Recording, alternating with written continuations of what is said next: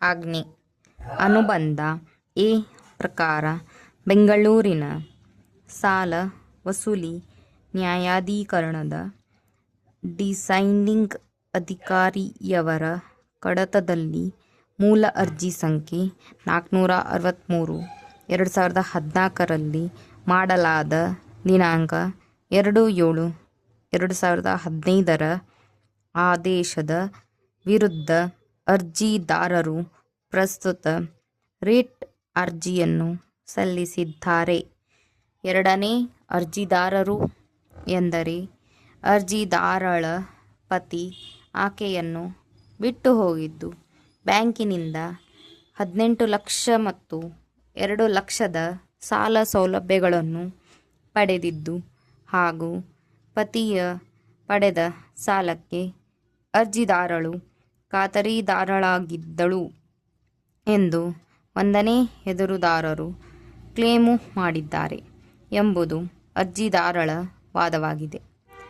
ಅದರ ಆಧಾರದ ಮೇಲೆ ಒಂದನೇ ಎದುರುದಾರ ಬ್ಯಾಂಕು ಮೂಲ ಅರ್ಜಿ ಸಂಖ್ಯೆ 463 2014ರಲ್ಲಿ ಬ್ಯಾಂಕುಗಳು ಮತ್ತು ಹಣಕಾಸು ಸಂಸ್ಥೆಗಳಿಗೆ ಬಾಕಿ ಬರಬೇಕಾದ ಸಾಲಗಳ ವಸೂಲಿ ಅಧಿನಿಯಮ 1993ರ ಅಡಿಯಲ್ಲಿ ಬಾಕಿ ಬರಬೇಕಾದ ಮೊತ್ತದ ವಸೂಲಿಗಾಗಿ ಅರ್ಜಿಯನ್ನು ಸಲ್ಲಿಸಿದೆ.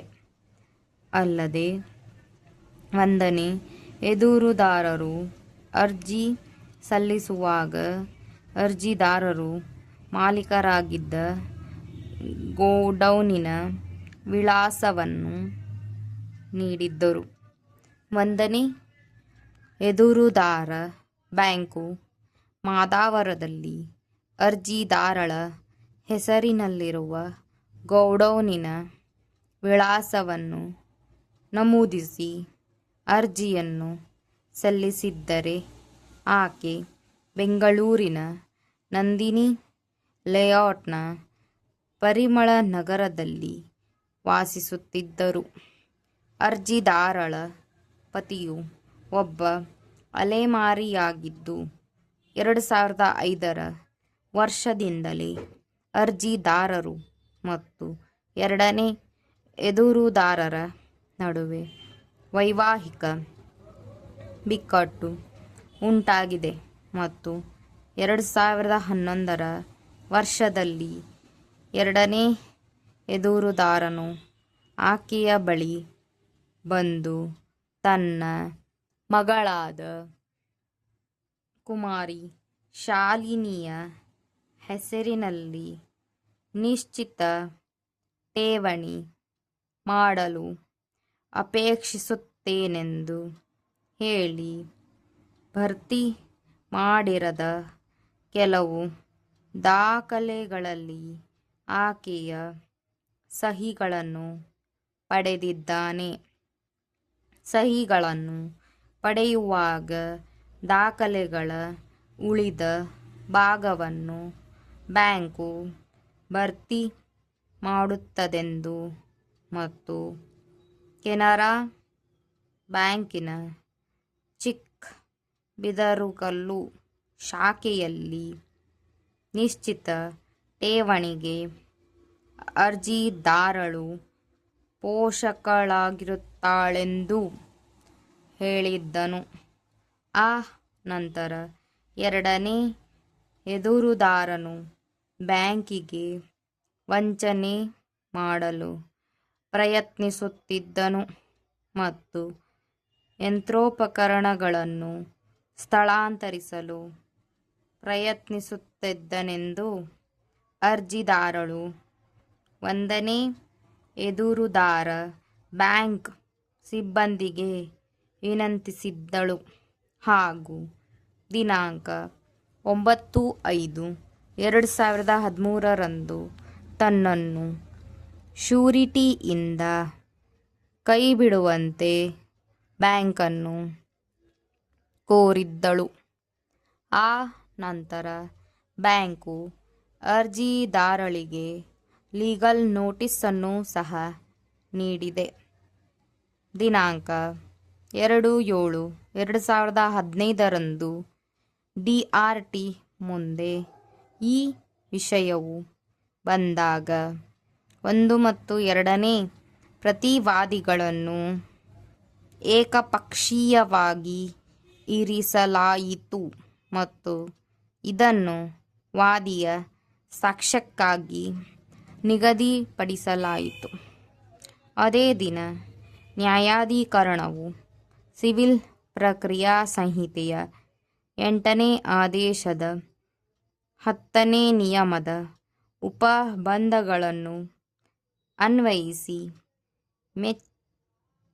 ವೆಚ್ಚಗಳೊಂದಿಗೆ ಅರ್ಜಿದಾರರು ಕೋರಿರುವಂತೆ ಮೂಲ ಅರ್ಜಿಯನ್ನು ಪುರಸ್ಕರಿಸಿತು ಮತ್ತು ವಸೂಲಿ ಪ್ರಮಾಣಪತ್ರವನ್ನು ನೀಡುವಂತೆ ಹಾಗೂ ಅಗತ್ಯವಿರುವಂತೆ ಮಾಡಲು ಕಚೇರಿಗೆ ನಿರ್ದೇಶಿಸಿತು. ಹೀಗಾಗಿ ಪ್ರಸ್ತುತ ರಿಟ್ ಅರ್ಜಿಯನ್ನು ಸಲ್ಲಿಸಲಾಗಿದೆ. ದಾವೆಯ ಪಕ್ಷಕಾರರ ಪರ ಮಾನ್ಯ ವಕೀಲರ ವಾದಗಳನ್ನು ನಾನು ಆಲಿಸಿದ್ದೇನೆ. ಸಾಕ್ಷ್ಯಕ್ಕಾಗಿ ದಿನಾಂಕ 2/7/2015 DRT ಮುಂದೆ ಈ ವಿಷಯವು ಬಂದಾಗ DRTಯು 1ನೇ ಮತ್ತು 2ನೇ ಪ್ರತಿವಾದಿಗಳನ್ನು ಏಕಪಕ್ಷೀಯವಾಗಿರಿಸಿ ವಾದಗಳು ಮತ್ತು ಸಾಕ್ಷ್ಯಗಳನ್ನು ಪರಿಶೀಲಿಸದೆ ಹಾಗೂ ಕಾರಣಗಳನ್ನು ನೀಡದೆ ಮೂಲ ಅರ್ಜಿಯನ್ನು ಪುರಸ್ಕರಿಸಲು ಮುಂದಾಯಿತು ಎಂದು ಅರ್ಜಿದಾರಳ ಪರ ಮಾನ್ಯ ವಕೀಲರಾದ ಶ್ರೀ ಮೊಹಮ್ಮದ್ ಸುಲ್ತಾನ್ ಬಿಯರಿ ಅವರು ತೀವ್ರವಾಗಿ ವಾದಿಸಿದರು. DRTಯು ಹೊರಡಿಸಿದ ಆದೇಶವು ಸಕಾರಣ ಆದೇಶವಲ್ಲ, ಹಾಗಾಗಿ ಅದನ್ನು ಸಮರ್ಥಿಸಲಾಗದು. ಅಷ್ಟೇ ಅಲ್ಲದೆ ಪ್ರತಿವಾದಿಗಳು ಲಿಖಿತ ಹೇಳಿಕೆಯನ್ನು ಸಲ್ಲಿಸಿಲ್ಲವೆಂದು ಮತ್ತು ಅವರನ್ನು ಏಕಪಕ್ಷೀಯವಾಗಿ ಇರಿಸಲಾಗಿದೆ ಎಂಬ ಕಾರಣ ಮಾತ್ರಕ್ಕೆ ನ್ಯಾಯಾಲಯವು ವಾದಿಯು ಪ್ರಕರಣವನ್ನು ಡಿಕ್ರಿಗಾಗಿ ಸಲ್ಲಿಸಿದೆಯೇ ಅಥವಾ ಇಲ್ಲವೇ ಎಂಬುದನ್ನು ಕಂಡುಕೊಳ್ಳಲು ತನ್ನ ಕಾರ್ಯವನ್ನು ಮತ್ತು ಕರ್ತವ್ಯವನ್ನು ತ್ಯಜಿಸಬೇಕೆಂದು ಅರ್ಥವಲ್ಲ ಎಂದು ಅವರು ವಾದಿಸಿದ್ದಾರೆ. ಅಲ್ಲದೆ ಪ್ರತಿವಾದಿಯು ತನ್ನ ಪ್ರತಿವಾದವನ್ನು ಲಿಖಿತದಲ್ಲಿ ಸಲ್ಲಿಸಲು ವಿಫಲನಾದ ಅದೇ ದಿನಾಂಕದಂದು ಡಿಕ್ರಿ ಹೊರಡಿಸಲು ನ್ಯಾಯಾಲಯಕ್ಕೆ ಅಧಿಕಾರ ನೀಡಲಾಗಿದೆ ಎಂದು ಅವರು ವಾದಿಸಿದ್ದಾರೆ. ಆದಾಗ್ಯೂ ವಾದಪತ್ರದಲ್ಲಿನ ದೃಢೋಕ್ತಿಗಳನ್ನು ಪರಿಶೀಲಿಸುವುದರಿಂದ ನ್ಯಾಯಾಲಯವು ಮುಕ್ತವಾಗಿಲ್ಲ. ಆದುದರಿಂದ ಅವರು ರಿಟ್ ಅರ್ಜಿಯನ್ನು ಪುರಸ್ಕರಿಸಲು ಕೋರಿದರು. ಇದಕ್ಕೆ ವಿರುದ್ಧವಾಗಿ 1ನೇ ಎದುರುದಾರ ಬ್ಯಾಂಕಿನ ಪರ ಮಾನ್ಯ ವಕೀಲರಾದ ಶ್ರೀ ರುಕ್ಕೋಜಿ ರಾವ್ ಅವರು ಮೂಲ ಅರ್ಜಿಯನ್ನು ಸಲ್ಲಿಸುವ ದಿನಾಂಕದಂದು ಇದ್ದಂತೆ ಈಗಿನ ಅರ್ಜಿದಾರಳು ಮತ್ತು 2ನೇ ದೂರುದಾರನು ಬ್ಯಾಂಕಿಗೆ ಮೊತ್ತವನ್ನು ಬಾಕಿ ಉಳಿಸಿಕೊಂಡಿದ್ದಾರೆ ಎಂದು ವಾದಿಸಿದ್ದಾರೆ. ಪ್ರಸ್ತುತ ಅರ್ಜಿದಾರಳನ್ನು ಏಕಪಕ್ಷೀಯವಾಗಿ ಕಾರಣ ಅರ್ಜಿಯನ್ನು ಪುರಸ್ಕರಿಸುವುದು ಸಮರ್ಥನೀಯವಾಗಿದೆ. ಆದ್ದರಿಂದ ಅವರು ರಿಟ್ ಅರ್ಜಿಯನ್ನು ವಜಾಗೊಳಿಸಲು ಕೋರಿದ್ದಾರೆ.